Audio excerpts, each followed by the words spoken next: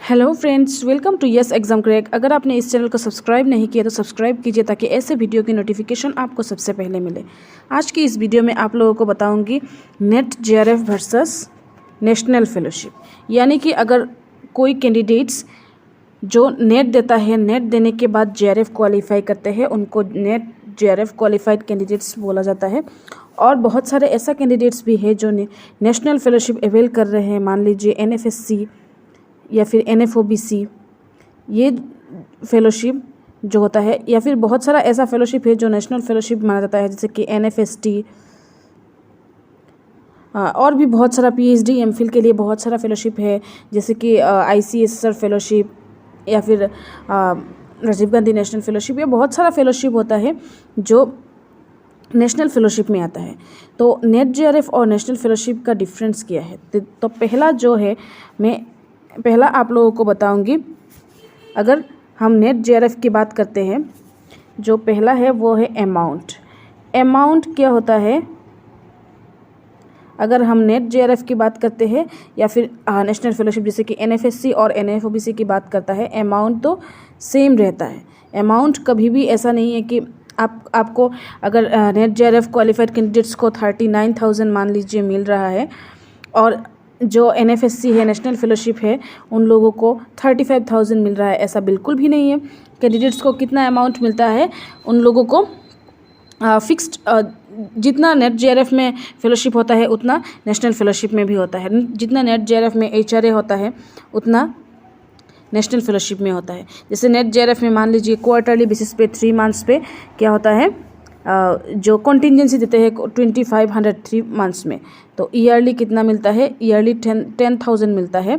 तो ये जो 10,000 मिलता है वो नेशनल फेलोशिप में भी जितना मिलता है और नेट जेआरएफ में भी मिलता है। और जो प्रोसीड्यूर है, आप लोगों को कैसे आप नेट जेआरएफ आपको कहा जाएगा और नेशनल फेलोशिप कहा जाएगा, या फिर नेशनल फेलोशिप का जो सर्टिफिकेट का वैल्यू क्या नेट जेआरएफ से कम है, सब आपको इस वीडियो में बताने वाली हूँ। तो मान लीजिए नेट जेआरएफ आप लोगों को नेट देने के जिस दिन रिज़ल्ट आउट होता है, उसी रिज़ल्ट के दिन ही आप लोगों का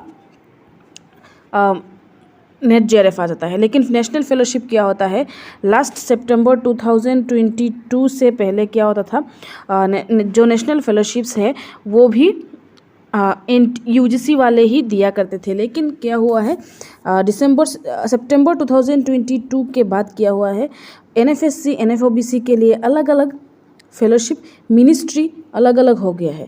अभी मिनिस्ट्री अलग अलग, मतलब यूजीसी वाले अपना बर्डन मिनिस्ट्री को दे दिया है। अभी एनएफएससी का एनएफओबीसी का अपना अपना मिनिस्ट्री है, अपना अपना मिनिस्ट्री ही मंथली पैसा देते हैं, अपना अपना मिनिस्ट्री ही लिस्ट आउट करते हैं, अवार्ड लेटर देते हैं अपना अपना वेबसाइट पे। तो ये अलग हो गया है। और एक बात, जो नेशनल फेलोशिप होता है और नेट जेआरएफ होता है, इसका जो ज्वाइनिंग करने का फॉर्म अलग अलग होता है। ऐसा नहीं है कि नेट जेआरएफ का जो ज्वाइनिंग फॉर्म है, वो ज्वाइनिंग फॉर्म के साथ अवार्ड लेटर यूनिवर्सिटी में सबमिट करना पड़ता है। नेशनल फेलोशिप का क्या होता है, नेशनल फेलोशिप का भी अपना अपना अलग फॉर्म होता है, एनेक्सर होता है, अलग फॉर्म फिलअप करके यूनिवर्सिटी में ज्वाइन करना पड़ता है। और जो नेशनल फेलोशिप है वो थोड़ा टाइम के बाद आता है, क्योंकि नेट जेआरएफ का अगर मान लीजिए 15 अगस्त रिजल्ट हुआ है तो नेट जेआरएफ 15 अगस्त से मिलेगा। नेशनल फेलोशिप भी 15 अगस्त से मिलेगा, लेकिन इसका प्रोसीड्यूर थोड़ा टाइम लगता है। इसका लिस्ट रिजल्ट आउट होने में 2 महीना लग जाता है, या फिर अवार्ड लेटर आने में 2 महीना लग जाता है। लेकिन ये जो दोनों का वैलिडिटी है, अवार्ड लेटर का वैलिडिटी, और एक चीज़ है, इसका जो अवार्ड लेटर का वैलिडिटी है, ये अवार्ड लेटर का वैलिडिटी 3 ईयर्स है। 3 ईयर्स ही है।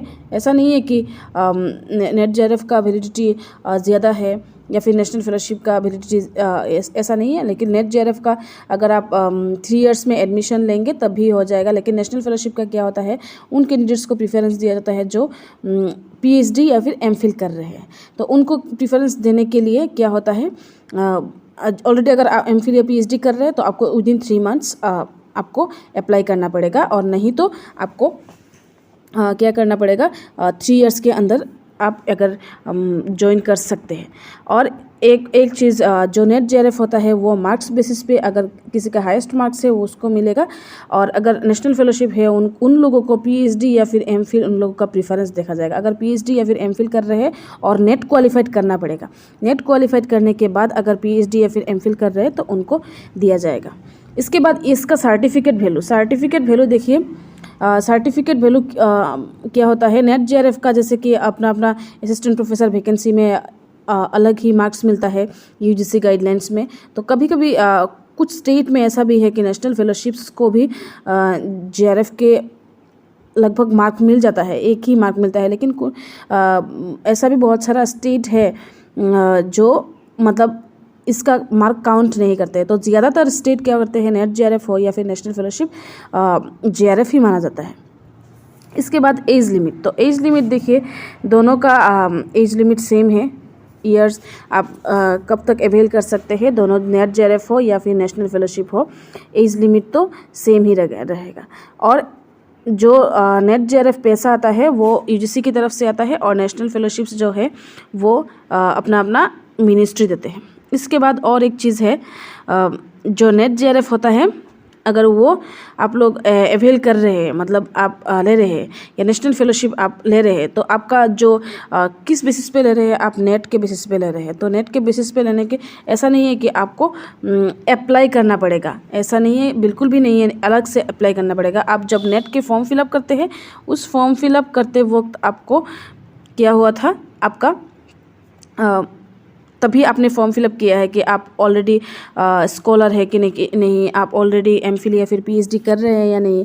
तो उन डाटा के बेसिस पे नेशनल फेलोशिप दिया जाता है, अलग से आप लोगों को अप्लाई करना नहीं पड़ता है।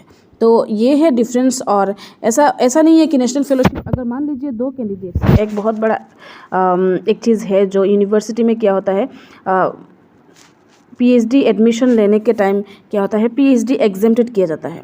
तो एग्जेम्प्टेड करने से क्या होता है, जेआरएफ क्वालिफाइड कैंडिडेट्स को जैसे कि एग्ज़ाम देना नहीं पड़ता है, सिर्फ इंटरव्यू में आना पड़ता है। तो उन टाइम क्या होता है, उन सिचुएशन में नेट जेआरएफ हो और फिर आप नेशनल फेलोशिप हो, दोनों को एग्जेम्प्टेड किया जाता है, यानी कि दोनों को जेआरएफ कैंडिडेट्स माना जाता है। यूनिवर्सिटी में आप दोनों को जेआरएफ क्वालिफाइड कैंडिडेट्स माना जाता है, तभी आप कोई भी एंट्रेंस में, पीएचडी की एंट्रेंस में अप्लाई जब करेंगे तो आपको बहुत सारा ऐसा यूनिवर्सिटीज़ है जहाँ पे जेआरएफ होने से आप लोगों को एंट्रेंस देना नहीं पड़ता है, डायरेक्टली वाइवा में जाना पड़ता है। तो आपका नेट जेआरएफ हो या फिर नेशनल फेलोशिप हो, आप डायरेक्टली जा सकते हैं। तो ये है आप लोगों को net JRF versus national fellowship. तो दोनों का वैल्यू ऑलमोस्ट सेम है। आप लोगों को ऐसा दिक्कत नहीं है अगर कि आपको नेट जेआरएफ मिला है या फिर नेशनल फेलोशिप। अगर मान लीजिए किसी कैंडिडेट्स को नेशनल फेलोशिप मिला है और नेट जेआरएफ मिला है, तो आप यूनिवर्सिटी में जब अप्लाई करेंगे, दोनों मिला है, दोनों 2 बार मिला है, तो आप पीएचडी में एडमिशन लेने के बाद आप प्रिफर करेंगे कि नेट जेआरएफ ही करें, क्योंकि नेट जेआरएफ का जो पैसा होता है वो थोड़ा टाइमली आता है, और नेशनल फेलोशिप भी टाइमली आता है, लेकिन लगभग कहीं मिनिस्ट्री वालों के काम की वजह से थोड़ा इधर उधर होता है, 1 मंथ के जगह 2 मंथ लग जाता है कभी कभी। तो ऐसा आप लोगों को प्रिफर करना है कि नेट जेआरएफ ही आप लोगों को आप फिक्स्ड करें कि आपको कौन सी करना है, तभी आप नेट जेआरएफ प्रिफर कर सकते हैं। तो ये है फुल इन्फॉर्मेशन।